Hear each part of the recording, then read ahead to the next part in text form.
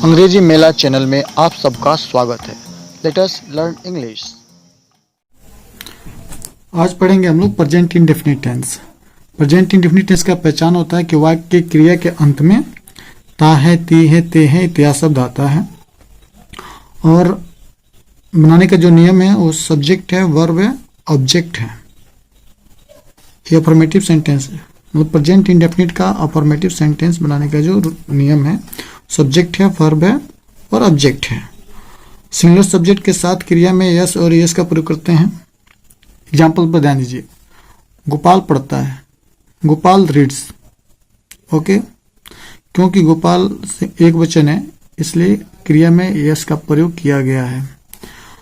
उसके साथ और देखते हैं, ही, सी, दिस, दैट आ जाए या कोई भी नाम आ जाए तो जब हम क्रिया का प्रयोग करेंगे तो क्रिया में यस और यस का प्रयोग करेंगे।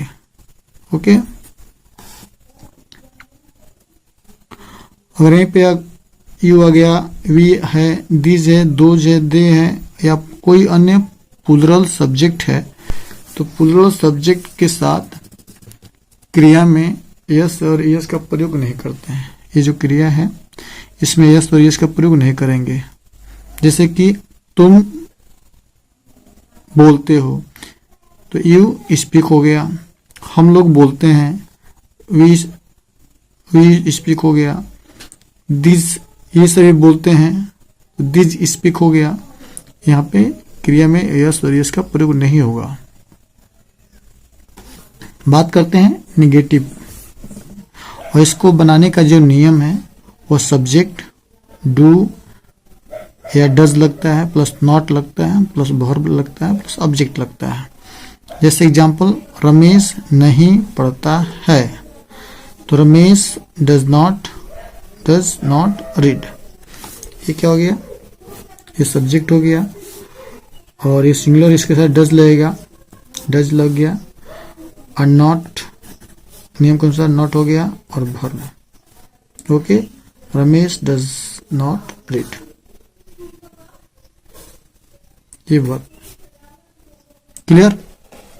अब यहाँ डज का प्रयोग और डू का प्रयोग देखते हैं कि कहाँ डू का प्रयोग लगेगा, कहाँ डज का प्रयोग लगेगा निगेटिव बनाते समय।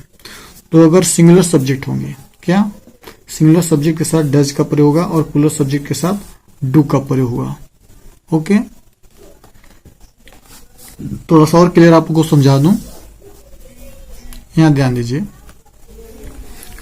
ही, सी, दिस होगा, दैट होगा या कोई भी नाम आएगा। मैं एक एग्जांपल के लिए लिख दिया हूं राम, कोई भी नाम आएगा तो उसके बाद डज का प्रयोग होगा। किसका प्रयोग होगा? डज, उसके बाद नॉट। ध्यान रखिए, ये निगेटिव में होगा और इंट्रोगेटिव में भी ऐसा ही होगा। केवल अंतर रहेगा कि डज क्या है, सब्जेक्ट से पहले चला जाएगा। और क्वेश्चन वर्ड से अगर बनाते हैं अगर इंट्रोगेटिव, तभी ये यही नियम रहेगा कि ही, सी, दिस, दैट के साथ या सिंगुलर सब्जेक्ट के साथ डज का ही प्रयोग होगा।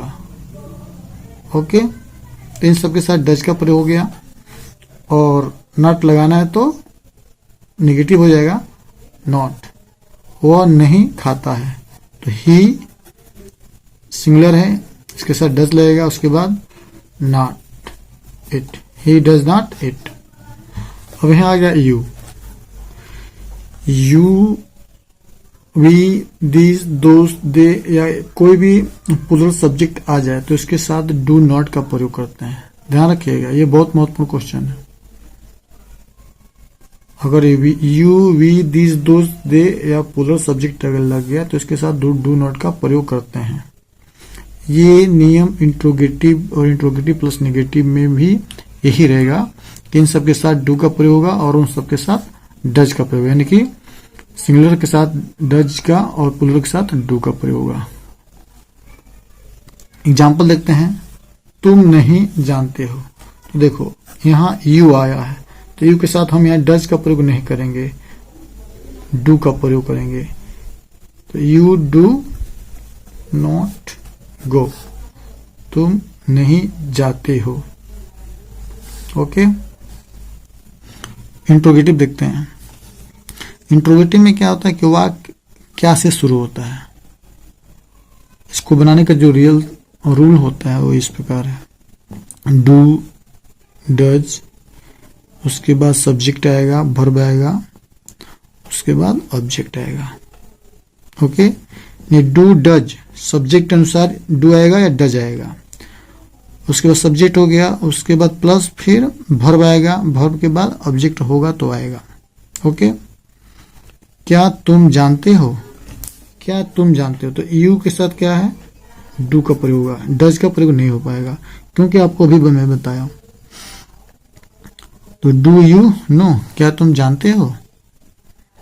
अब देखते हैं इंट्रोगेटिव प्लस निगेटिव।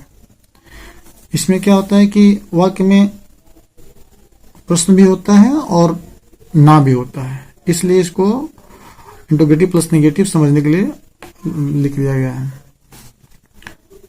और इसको बनाने का जो नियम है वो है डू या डज लेगा सब्जेक्ट अनुसार, उसके बाद सब्जेक्ट रहेगा, सब्जेक्ट के बाद नॉट का प्रयोग होगा, प्लस वर्ब का प्रयोग होगा, उसके बाद ऑब्जेक्ट का होगा।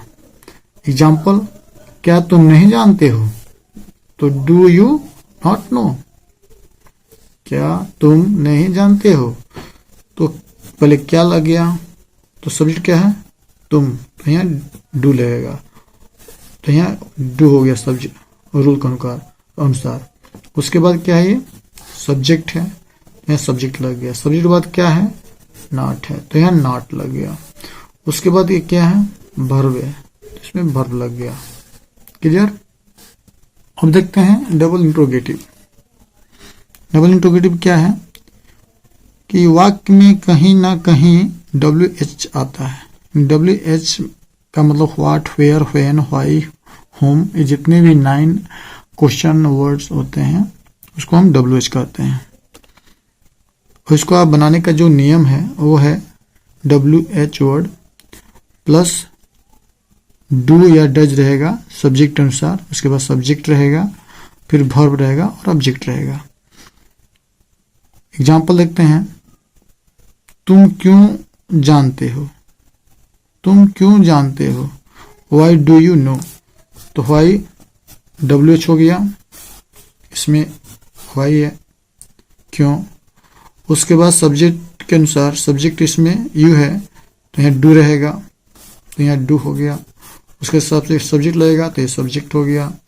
उसके बाद वर्ब लगेगा, इसमें वर्ब है, जानते हो, नो, वर्ब हो गया। ऑब्जेक्ट इसमें नहीं है। ओके, एक एग्जाम्पल और देखते हैं, रमेश कहाँ जाता है, तो where does Ramesh go.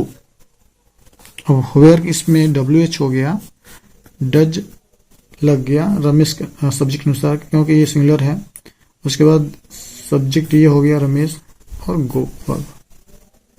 Okay, देखते हैं double interrogative plus negative.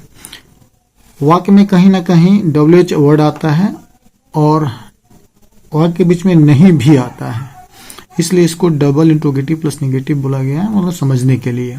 Okay, इसका बनाने का जो रूल होता है वो है WH वर्ड प्लस डू या डज सब्जेक्ट अनुसार लगेगा, उसके बाद सब्जेक्ट लग जाएगा, नॉट लगेगा, वर्ब लगेगा और ऑब्जेक्ट लगेगा।